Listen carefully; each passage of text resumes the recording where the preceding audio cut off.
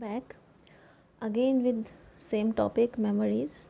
In last class we have discussed about RAM, ROM, types of ROM, EEROM, EPROM, mask ROM, PROM. Hope you guys have gone through this, and please watch the video. If any doubt is there, you can ask me.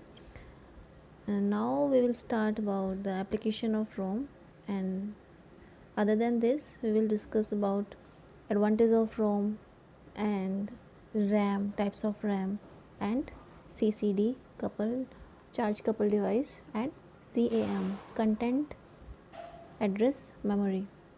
Okay, so let's start with advantages of ROM.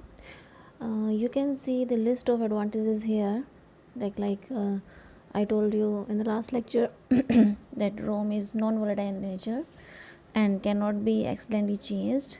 It is cheaper than RAM and easy to test, means cost wise, more reliable than RAM, static and not require refreshing, no need to refresh the memory. Okay, it is static in nature, means non-volatile. And the last advantage is content always known and can be verified. Now let's discuss about the application of ROM. ROM can be used in any application requiring non-volatile data storage where the data rarely or never changed. Some most important applications of ROM is like bootstrap memory, and in the designing of firmware. What is firmware? There are two things: firmware and software. Okay, software is which can be changed according to the need of a programmer. Software can be changed, right? But firmware is some static kind of thing. Okay, so in designing of firmware, ROM is used mostly. So at present, microcomputer firmware is the most widespread application of ROM. Some personal and business computer use ROM to store their operating system program and their language interpreter, so that the computer can be used immediately after power is turned on. Okay, OS अगर system के अंदर ही होगा तो उसको जैसे ही system on होता है उसको एग्जीक्यूट होने में, उसको रन होने में टाइम नहीं लगेगा. ठीक है. Examples are electron gun, electronic cash register, electronic scales, and microcomputer control automobile injection system. See, you can see here the firmware and software difference which I told you. Microcomputer programs that are stored in ROM are referred to as firmware because they are not subject to change. Programs that are stored in RWM, random access memory, read-write memory, random access memory, are referred to as software because they can be easily altered. ठीक है. Now next application of the ROM is bootstrap memory. Bootstrap means shoelace. If you hold one side and pull up, shoes will open. Same idea behind bootstrap program will work. Like when the computer is powered on, it will execute the instructions that are in bootstrap program. Okay, so you can see here many microcomputers and most large computers do not have their own operating system program stored in ROM. Instead, their program are stored in external mass memory, usually the magnetic disk. So here is the concept of bootstrap which I told you right now, the bootstrap means, and similarly we relate this bootstrap concept with the bootstrap memory. When the computer is powered on, it will execute the instructions that are in bootstrap program. These instructions typically cause the CPU to initialize the system hardware. Bootstrap program then load the OS program from mass storage. देखो कुछ नहीं है. अगर आप चाहते हो कि कोई आपको सिस्टम रन करवाना है, ठीक है, तो सबसे पहले कंप्यूटर को ऑन करना पड़ेगा. जैसे ही कंप्यूटर को ऑन करोगे, वैसे उसी के साथ साथ एक इंस्ट्रक्शन जो कि बूटस्ट्रैप मेमोरी में स्टोर्ड है, वो इंस्ट्रक्शन एग्जीक्यूट होगा. और वो इंस्ट्रक्शन एग्जीक्यूट होने के वो इंस्ट्रक्शन CPU को इनिशलाइज करेगा और इंस्ट्रक्शन देगा to give that hardware, to initialise the system hardware. और फिर बूटस्ट्रैप उस OS प्रोग्राम को स्टोर कर लेगा मास स्टोरेज में से, और आपका प्रोग्राम जो है जितनी भी रिक्वायरमेंट थी वो सारी फुलफिल होकर वो प्रोग्राम रन होने लग जाएगा. सिमिलरली डाटा टेबल में, डाटा कन्वर्टर कोड कन्वर्जन, जैसे BCD से XS3 में कन्वर्ट करना है, और BCD से ग्रे कोड में कन्वर्ट करना है तो भी रोम का यूज़ होता है. तो these are all applications of ROM. ठीक है, ये बूट स्ट्रैपिंग का डरना नहीं है, नोट्स पढ़ोगे ना समझ में आ जाएगा, इसमें समझाने का जैसे कुछ है नहीं, थियोरटिकल है, रीड करोगे समझ में आ जाएगा. अब आ जाओ रैम पर. अब आ जाओ रैम पर. रैंडम एक्सेस मेमोरी, जिसको रीड राइट मेमोरी भी बोलते हैं. ठीक है, कैसी होती है नेचर में? वोलेटाइल होती है, मीन्स जैसे ही पावर ऑफ हो जाता है तो डाटा भी लॉस्ट हो जाता है. ठीक है, 2 टाइप्स की होती है.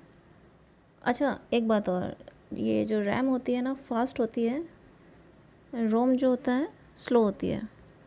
ठीक है, अब देखते हैं टाइप्स ऑफ रैम. टाइप्स होते हैं स्टैटिक रैम और डायनामिक रैम. स्टैटिक रैम जो होता है वो BJT और MOSFET MOS metal oxide semiconductor devices की हेल्प से डिज़ाइन हो सकता है, लेकिन जो डी रैम होता है डायनामिक रैम वो सिर्फ MOS की हेल्प से डिज़ाइन हम करते हैं. ठीक है, अब यहाँ पे आपको डिफरेंसेस बताए हुए हैं स्टैटिक रैम और डायनामिक रैम में, कि static RAM can store data as long as power is applied to the chip. Its memory cell are essentially flip flop. ठीक है, on the other hand dynamic RAM store data as charges on capacitor.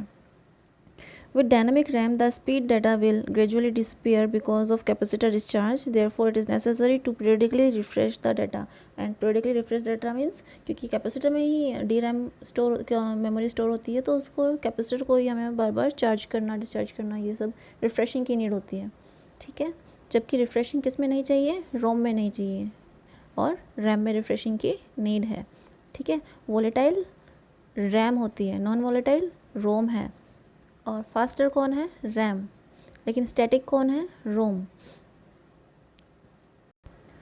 Static RAM are available both in bipolar and MOS technology. Bipolar have the advantage of speed, while MOS devices have much greater capacity and lower power consumption. But dynamic RAM are fabricated using MOS technology only. They are noted for their high capacity, low power consumption and moderate speed.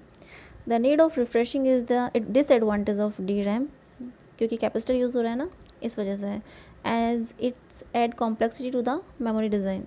The cost per bit of DRAM storage is typically 1/5 to 1/4 of that SRAM. So DRAM is cost saving because the lower power consumption requirement of a DRAM is 1/6 to 1/2 of SRAM. ठीक है, power requirement कम होता है, कितना कम होता है? 1/5 of SRAM. So cost जो होती है कम होती है. The main application of SRAM are in areas where only small size of memory are needed or whose high speed is or where high speed is required. The main internal memory of most personal computer is DRAM because its high capacity and low power consumption. फिर ये 2 diagram हैं, ये आपका static RAM का है, ये dynamic RAM का है. ठीक है, अगर आपसे शॉर्ट नोट पूछा जाता है ना रैम पे, तो आप रैम के बारे में बता के आओगे कि रैम होता क्या है, फिर उसकी कैरेक्टरिस्टिक्स बताओगे, वॉलेटाइल होता है नेचर में, और भी जो भी मैंने बताया आपको. फिर उसके टाइप्स बताओगे स्टैटिक और डायनामिक. फिर स्टैटिक और डायनामिक को डिफ्रेंशिएट करोगे लाइक दिस. पॉइंट्स में करना चाहो तो पॉइंट्स में कर देना, और फिर ये डायग्राम बना के आना, इतना काफ़ी है. ठीक है, और एक बात और, अगर आपसे सिक्वेंशियल मेमोरी पर शॉर्ट नोट्स पूछा जाता है तो सिक्वेंशियल मेमोरी वही है सिक्वेंशियल सर्किट, तो रजिस्टर्स के बारे में लिख के आना है. ठीक है, रजिस्टर्स कैसे काम करते हैं, पीपो सीसो जो भी जितने भी थे रजिस्टर्स, वही सिक्वेंशियल मेमोरी है. इसके अलावा और अलग से कोई सिक्वेंशियल मेमोरी नहीं है. तो अगर सिक्वेंशियल मेमोरी पर शॉर्ट नोट आता है तो रजिस्टर फ्लिप फ्लॉप्स के बारे में बताना होगा कि इस तरह से हम फ्लिप फ्लॉप की हेल्प से डाटा को सेव करते हैं, फ्लिप फ्लॉप की हेल्प से रजिस्टर्स को डिज़ाइन करते हैं, और उनकी वर्किंग इस तरह से होती है, और शिफ्ट रजिस्टर की एप्लीकेशन समझा के आ जाना. तो वही है सिक्वेंशियल मेमोरी, अलग से कोई और टॉपिक नहीं है. ठीक है, अब आ जाते हैं चार्ज कपल डिवाइस पे. The charge couple device memory is a type of dynamic memory in which packet of charge are continuously transfer from one MOS device to another.